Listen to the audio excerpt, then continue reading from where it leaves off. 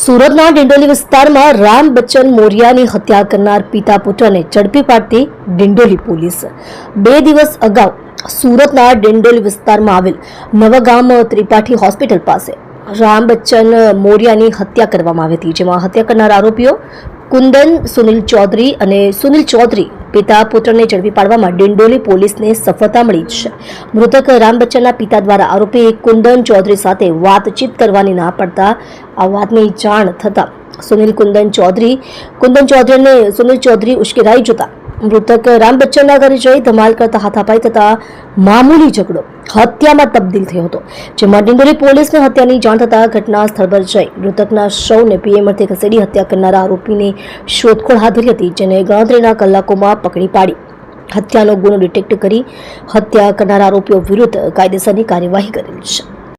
તમે જોઈ રહ્યા છો SD ન્યૂઝ ચેનલ ફેઝલ શેખની સાથે. આરોપીની ધરપકડ કરી છે. શું કરે? સુરત શહેરના ડિંડોલી પોલીસ સ્ટેશન વિસ્તારમાં ગઈ શનિવારની રાતના એક બનાવ બન્યો હતો. આ બનાવમાં જે ભોગ બનનાર છે એમની હત્યા થઈ હતી, જેને લઈ પોલીસે હત્યાનો ગુનો નોંધી અને આગળની કાર્યવાહી હાથ ધરી હતી. પોલીસે તત્કાલ કાર્યવાહી કરી અને 2 વ્યક્તિઓ, એકનું નામ સુનિલ ચૌધરી અને એકનું નામ કુંદન સુનિલ ચૌધરી, આ બંને બાપ દીકરા છે. આ બંને જે આમાં કેસમાં આરોપી છે બંનેની ધરપકડ કરી છે અને આગળની કાર્યવાહી અત્યારે ચાલુ છે. શા માટે હત્યા કરવામાં આવી હતી? અત્યારે જે પ્રાઇમરી ઇન્ફોર્મેશન પોલીસને મળી છે, જેમાં ઇન્ટ્રોગેશન દરમિયાન એવી માહિતી છે કે જે આમાં મુખ્ય આરોપી છે કુંદન સુનિલ ચૌધરી, એ કુંદનનો મિત્રતા જે ભોગ બનનાર છે રામ બચ્ચન મોરિયા એના નાના દીકરા સાથે હતી. અને મિત્રતામાં જ્યારે રામ બચ્ચન મોરિયાએ એમને ના પાડી પોતાના નાના દીકરાને કે તારે આ વ્યક્તિ સાથે કુંદન સાથે વાતચીત નહીં કરવી, એ વ્યવસ્થિત વ્યક્તિ નથી, જે બાબતને લઈ અને એના નાના દીકરાએ કુંદનને જાણ કરી દીધી હતી.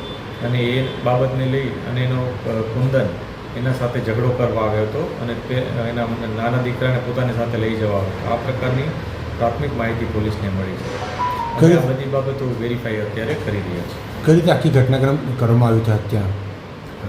જ્યારે કુંદનને એવું ખબર પડી કે એના મિત્રના ફાધર છે રામ બચ્ચન, એ પોતાના વિશે એટલે કુંદન વિશે એના મિત્રને આવી રીતના વાત કરે છે, એથી ઉશ્કેરાઈ ગયો હતો અને ઝઘડો કરવા આવ્યો હતો. આ ઝઘડાને લઈ એ અને એના અમુક મિત્રો પણ સાથે હતા અને સાથે પોતાની પાસે એક તીક્ષ્ણ હથિયાર પણ હતું. આ હથિયાર લઈ અને એણે શનિવારની રાતના ઘટનાક્રમને અંજામ આપ્યો હતો, ત્યાં ઝઘડો કરી નાખ્યો હતો અને હત્યા નિપજાવી હતી. આરોપી વિરુદ્ધ કોઈ ગુનાહિત ઇતિહાસ? જે આરોપી છે કુંદન અને સુનિલ એ એના ફાધર છે. કુંદન પોતે અગાઉ BNS 115 મુજબના કેસમાં દોષી આરોપી તરીકે હતો. એના ઉપર પોલીસે એ વખતે કાર્યવાહી કરી હતી. Okay sir.